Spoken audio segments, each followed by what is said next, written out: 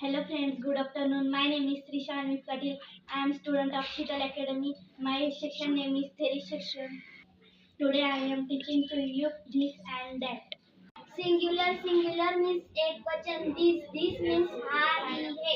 Plural means anekvachan. That means ha, he.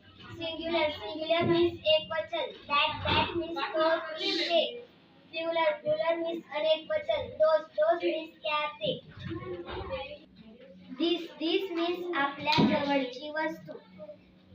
This is a pen. That's म्हणजे आपल्या थोड्या लांबची वस्तू. Means that is a pen. This is a formula.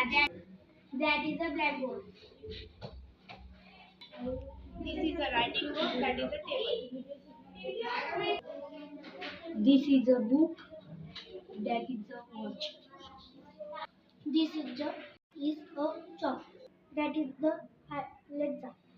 This is a pencil. That is a pen.